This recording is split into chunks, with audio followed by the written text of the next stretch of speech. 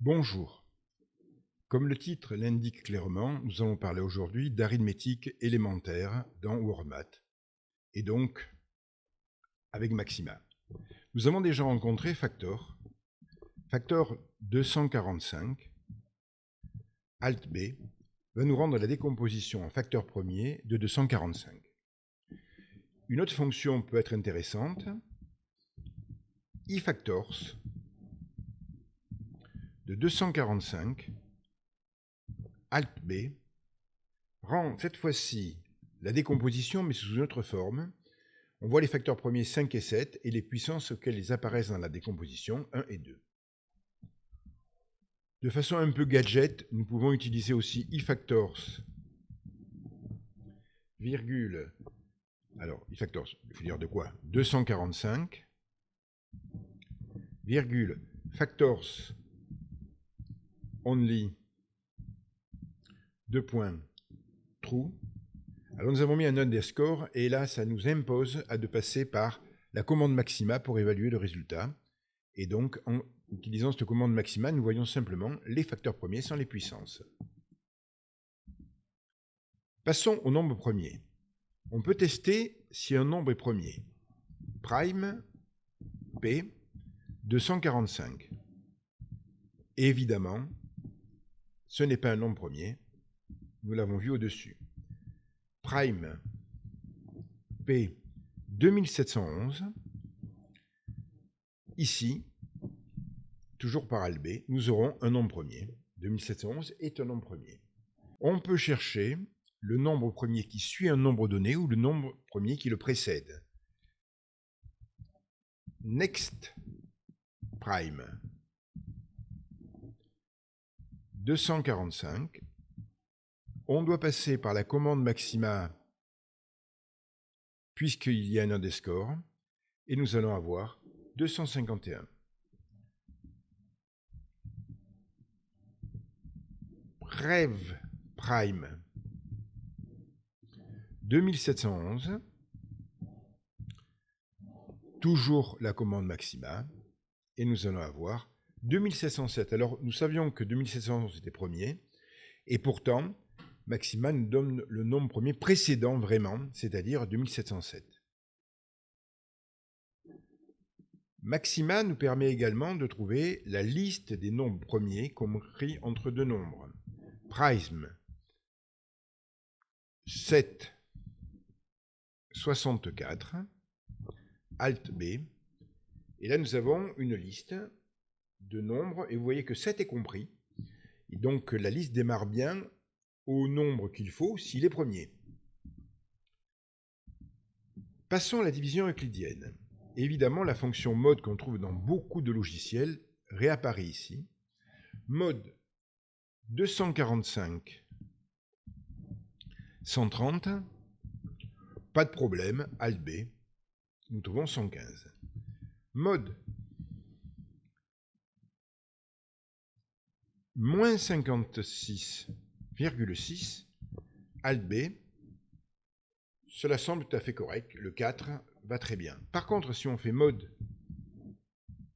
moins 56, moins 6, Alt B, maxima nous rend un résultat incorrect quand on considère ce qu'est le reste euclidien, c'est-à-dire un nombre toujours strictement positif ou nul, et donc ici ce n'est pas possible d'avoir moins de 2. Si nous regardons le quotient de 245 par 130, Alt B, c'est 1, on pouvait se le calculer de tête. Le quotient de moins 56 par 6, Alt B, et là encore nous tombons sur quelque chose qui ne va pas aller, parce que ça ne peut pas être moins 9, dans le sens où moins 9 fois 6, ça fera moins 54, plus 4, cela ne fonctionnera pas, ça ne remplira pas les règles de la division euclidienne. Là, maxima nous rend encore quelque chose qui ne va pas. D'ailleurs, si nous prenons divide, qui est la division euclidienne directement, de moins 56 par 6, eh bien, il va nous rendre le quotient et le reste, et bien sûr, les deux sont faux. Alors, il va falloir voir comment on va corriger cette chose-là un peu après. Alors, passons maintenant au diviseur. Divisor de 245, il nous rend la liste des diviseurs de 245, ALB.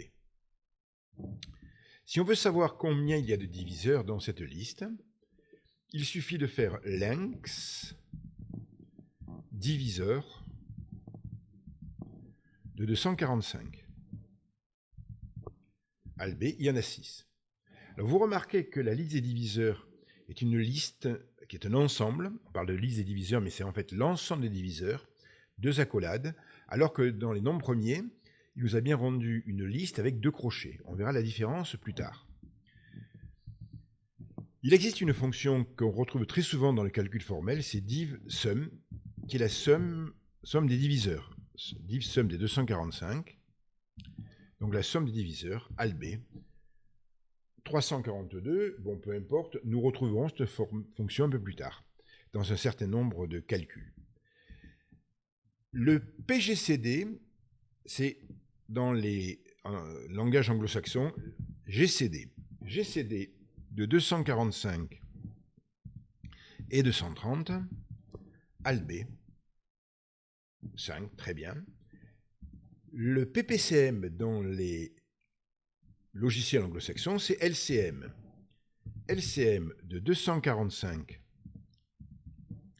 et 230, ALB, et il ne rend rien du tout. S'il ne rend rien du tout, c'est parce qu'en fait, la fonction LCM n'est pas directement accessible, elle est rangée dans une librairie, nous allons reparler un petit peu plus tard de ça. On peut se la créer. LCM de AB, deux points égales, nous savons que le PGCD fois le PPCM est égal au produit des nombres, donc on peut écrire que c'est A fois B divisé par GCD de AB. Et on fait entrer. Et maintenant, si on fait LCM de 245 et 230, ALB, cela fonctionne parfaitement. On va avoir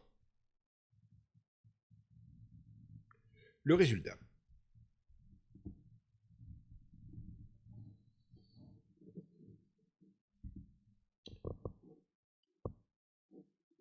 Regardons maintenant l'identité de Bézout. Alors, l'identité de Bézout, qui est assez classique en arithmétique, pose petit problème, c'est qu'elle est rangée dans une librairie aussi. On a parlé des librairies, on va en reparler longuement dans un certain nombre de vidéos qui vont suivre celle-là. Et dans cette librairie, il faut la charger pour pouvoir accéder à cette fonction qui est en fait ce qu'on appelle le PGCD étendu.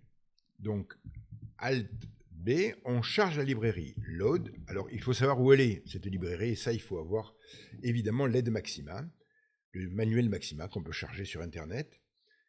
Load, cette librairie s'appelle GCDEX. OK, on fait commande Maxima, et vous voyez qu'elle apparaît, il y a marqué que tout ça c'est chargé, et ça fait partie de l'endroit où est, alors c'est dans Maxima Share de la version 5.47 de Maxima, bon, peu importe. Alors maintenant, j'ai la possibilité d'utiliser IGCDEX de 245 et 230, Alt B. J'obtiens cette fois-ci moins 9 fois 17. Alors, on va regarder un petit peu de quoi il s'agit.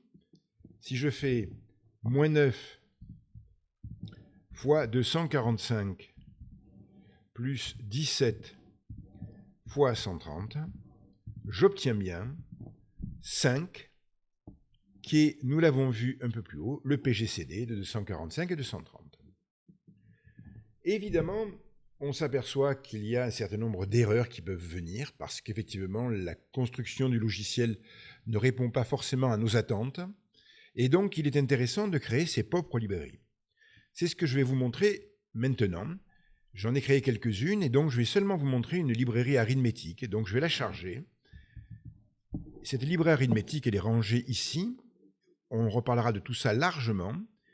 Et là, voilà, on va la charger ici. Il y a marqué, voilà, elle apparaît ici. Alors, peu importe l'adresse dans laquelle elle est rangée, tout ça, c'est un petit peu secondaire. Pour la charger, commande maxima. Voilà, elle est chargée. Maintenant, nous allons regarder si notre division fonctionne un petit peu mieux. La division de moins 56 par 6, qui est donc une fonction qui est créée dans cette librairie, Alt B, cette fois-ci, elle est correcte. Moins 10 et 4. Si on fait la division de moins 56 par moins 6, Alt B, elle va être également correcte. Mais pourquoi s'arrêter en si bon chemin? Faisons maintenant la division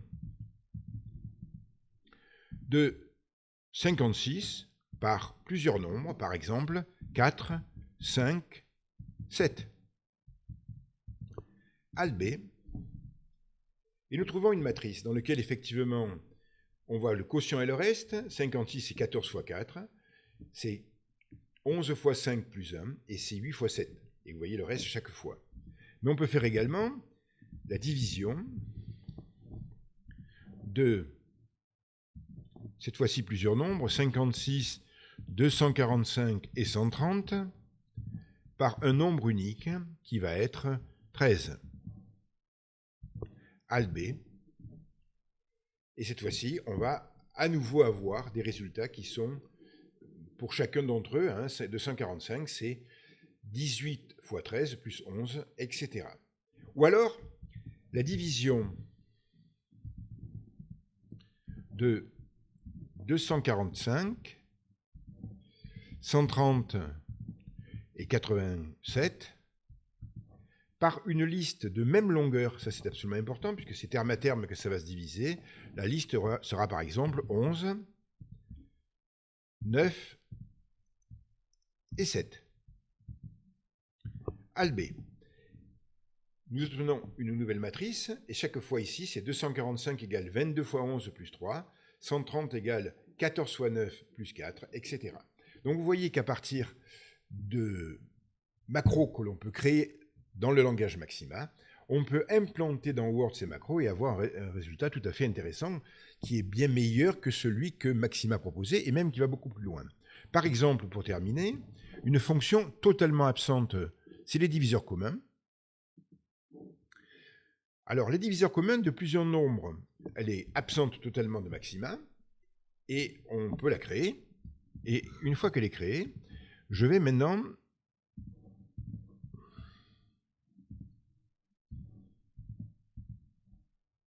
demander les diviseurs communs de tous ces nombres-là, Alt B, et j'obtiens 1 et 5, qui est l'ensemble des diviseurs communs des nombres 245, 130 et 250. Voilà. Eh bien, nous apprendrons dans des vidéos ultérieures à programmer ces macros, à les implanter dans Word et à avoir un ensemble d'éléments un petit peu comme on en trouve ici, alors que c'est très incomplet, mais qui permet de charger des choses et d'enrichir très largement le langage mathématique de Word, et en particulier d'éviter à la fois les underscores et puis l'anglais. On peut passer en français et avoir des choses beaucoup plus claires à mettre en place. Merci.